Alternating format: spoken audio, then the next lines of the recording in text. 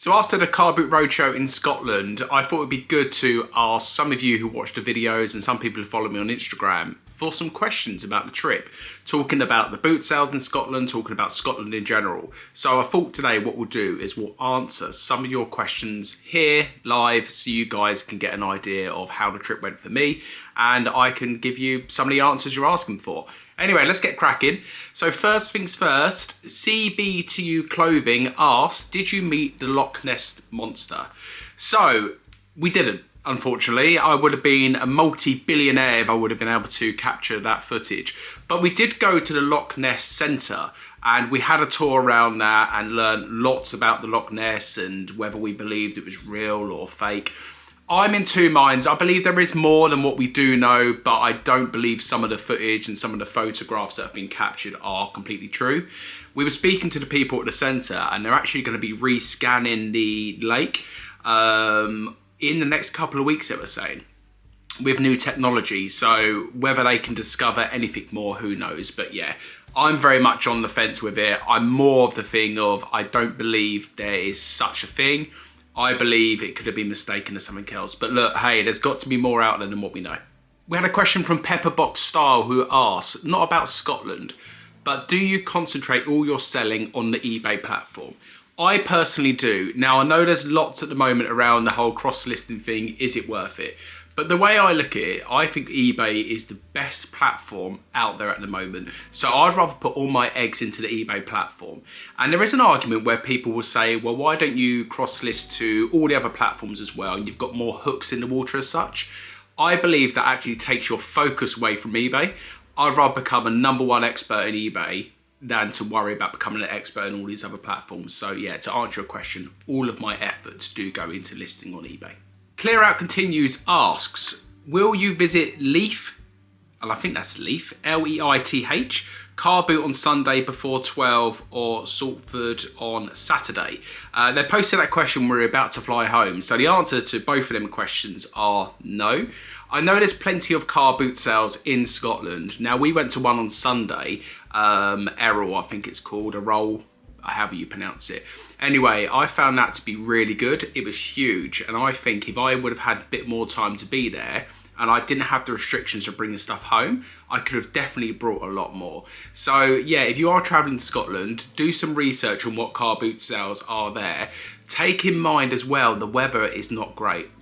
It's like anywhere, you've got to kind of plan it around the weather. We booked this trip for August thinking that the weather was going to be great, but it's been a bit hit or miss all in the UK this year. So yeah, make sure you find a car boot sale that even if it is raining, it still goes ahead. And it was forecast a thunderstorm on both Saturday and Sunday when we were there. And actually we got quite lucky with the weather that even on Sunday, outside was really bright and they actually opened up the field on the outside part. So yeah, keep that in mind when looking at car boot sales. Try and find a plan B. Lucy Car Boot Sale Loot, who I know has a YouTube channel, I'm going to plug it here for her, asks, have you tried haggis or will you be trying it? Yeah, so haggis is something that when I Googled, I didn't want to try.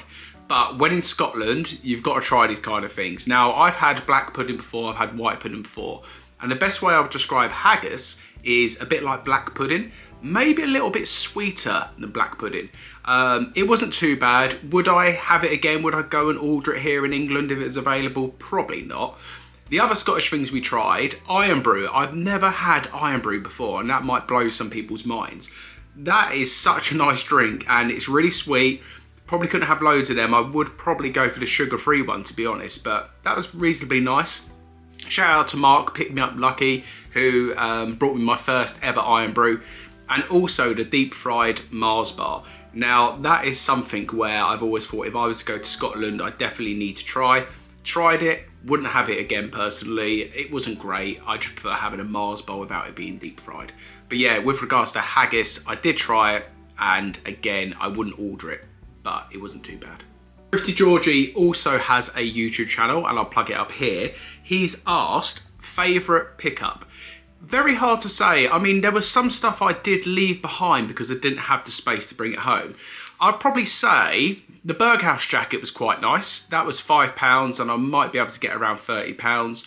I did pick up a Celtic football shirt that if it was in better condition, it's about an £80 shirt, but in the condition I've got it in, it's not going to be anywhere near that, maybe 25 to £30. So I didn't have a standout pickup where I can say to you guys, you know what, this was amazing. It's worth the trip to go for this pickup. But I got some good bits, and I think if we was to go again, what I might do is I would ship the items back to me. So it probably would have worked out better for me to put all of these into a box and to send them from Scotland to me, use every maybe £5.99 for, you know, 10 kgs, and to get the stuff back instead of trying to worry about getting into the suitcase. That probably restricted me a bit at the car boot sales, because there was a few items where I picked up and I was feeling it and being like, oh, this might be a bit too heavy, and had to leave it behind. So yeah, I would say if you're doing this kind of thing in the future, consider shipping the items back to you, because then you can actually get more when you're at the car boot sales. Lucy Car Boots asked another question here. Do you take in your flight as business expense, or is that a personal expense? So because I am sourcing in Scotland, and because I am obviously doing the YouTube side as well, I can put this trip down as a business expense. So I can claim against the flight, I can claim against the hotel, I can claim against food and drink we had, and also obviously what we bought at the car boot sale. Now the wife came with me, so I can't claim 100% of that, because obviously she was part of that trip as well, but I can claim my part of the trip. That also includes things such as car hire that we had to spend, and anything such as that. So yeah, speak to your accountant. If you don't use an accountant, I'd recommend using one personally. My accountant's been great, and they've actually saved me more money than it's cost me to use them. They're not cheap, but shout out to Bofix as well, who I use. They've been brilliant for me. So yeah, I would recommend speaking to your accountant or speaking to someone for financial advice about how you can claim that trip back, or part of the trip back. You know, you might not be able to claim it all, but there might be some bits you can. Joe's Collector's Corner has asked, was the dynamic at the car boot sale different than down south? Pricing, bartering, etc. Great question, Joe. Yes, it was. The dynamic for me, especially on the Saturday one, the first car boot sale on the Saturday did not feel like a car boot sale. The traders and the usual sellers actually store all their stuff there. So I think that one, it runs I think on Wednesday, Saturday and Sunday, but I think they leave all their stuff there behind the shutters, and they literally just roll up shutters or reveal stuff and it just appears. So it's different to the ones down south where all the traders bring all their stuff to the car boot, they sell what they can, they reload up the van, and then they bring it back another time.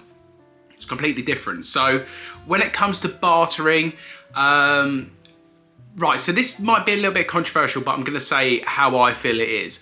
Sometimes a Scottish accent can come across quite abrupt and quite aggressive, and I completely appreciate it's not that, but it's so different to how we barter here down in like London area, for instance. So I struggled a lot of the time to barter with some people, just because it came across that they weren't interested in bartering and they come across a bit abrupt, but maybe that was just me feeling that way. There was a couple of deals I did do where I bartered someone down, but most of the prices were fair. Some of the prices were stupid though. So what I will say is some of the prices up in Scotland were a lot higher than down here in England. And you know, it could have just been the seller at the time. It could have just been where I was. But when people are asking £20 for football shirts when they're in like poor condition, it's quite shocking really. But that's like any car boot sale, you know, sometimes people expect above eBay prices. So yeah, it was a lot different, and I probably didn't barter as much as I would at my local car boot sales. Christy Fox 93 asks, whereabouts in Scotland are you going and what are you doing in Scotland? So again, this is after the event, but I'll talk about the trip. So the reason we went to Scotland is for the car boot roadshow I'm doing on YouTube. The wife and I have never thought we want to go on holiday to Scotland or visit Scotland, but we had heard from a lot of people how beautiful the views are when you're there. And so we flew, we hired a car, and apart from the car boot sales, we went and visited the Harry Potter Bridge, because she's a huge Harry Potter fan, and also we went to Loch Ness because I wanted to go and see that as well. But we also drove past Ben Nevis, which was cool to see. We also drove past Loch Lomond, which we got out of the car, pouring down with rain, but it's really good just to go and see that and experience that. That was amazing, I must admit. Maybe one of my favourite parts of the trip was Loch Lomond. But yeah, so that's where we was, and we stayed in Glasgow. We didn't really explore Glasgow that much until the final day when we were about to fly home. Glasgow reminds me very much of central London. It's a bit run down. I'm going to say it, and apologies if I offend anyone from Glasgow. It feels a little bit rough. I wouldn't like to be walking around there at night myself, personally. And the poverty is so big there. And again, it reminds me of central London. Lots of people homeless, sadly. So that was not great to see. But as a whole, Glasgow is okay, but I don't think I would sort of want to do a weekend break just exploring Glasgow. But as a whole, Scotland is beautiful and probably one of the nicest places we have been. I mean, especially in the UK, it's the nicest place we have been in the UK with regards to the views as well. So Mark Wall 84 asked the question, have you put yourself on holiday mode or just extended your dispatch time? Great question, Mark, and I answered this in my vlog I done as well. So for me, I do 1 day dispatch, and we travelled from Friday and we came back on Sunday night, so only a short trip. So I didn't have to make any changes to my dispatch time personally.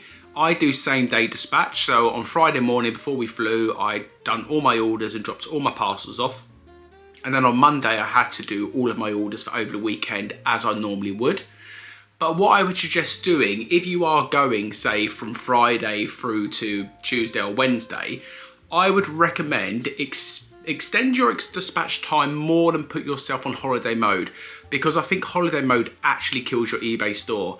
There's a couple of options. You can set it on time away where you are literally closing down the store. You can put it on holiday where the customer will get a notification that you're on holiday when they go to purchase your stuff. I think extending your dispatch time is the best way to do it. I think extending your dispatch time is the best way to do it to get the best results, and that's what I have found personally. I feel like by extending my dispatch time when I've been away previously hasn't really hampered my business too much. You might notice a little drop in sales. But on top of that, I also had my listings to go out. So scheduled listing is free in the UK, so take advantage of that. And I had listings going out on the Friday, Saturday and Sunday. I also had some prepared for the Monday because we got back quite late, and I actually felt really drained on the Monday because it wasn't really a holiday, it was like a working trip.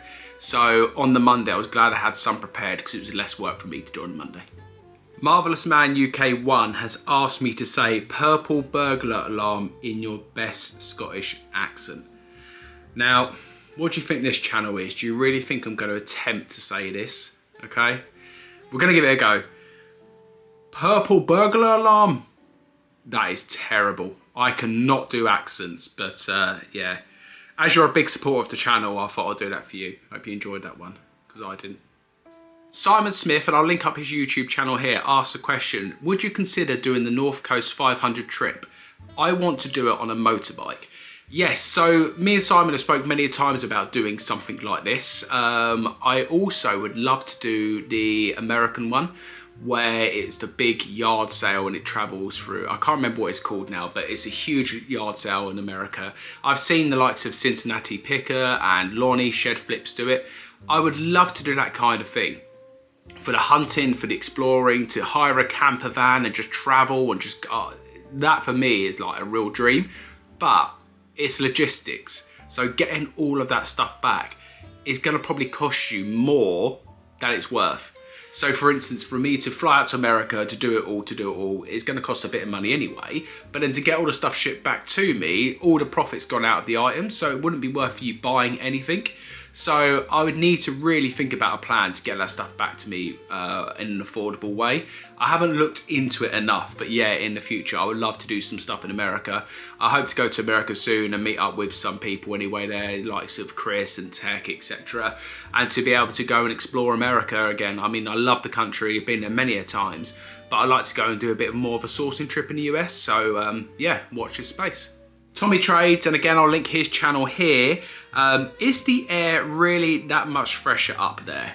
I don't know. I wouldn't say fresher. It didn't feel any different. The strangest thing, Tommy, was when you get on a plane and within 55 minutes you are getting off the plane.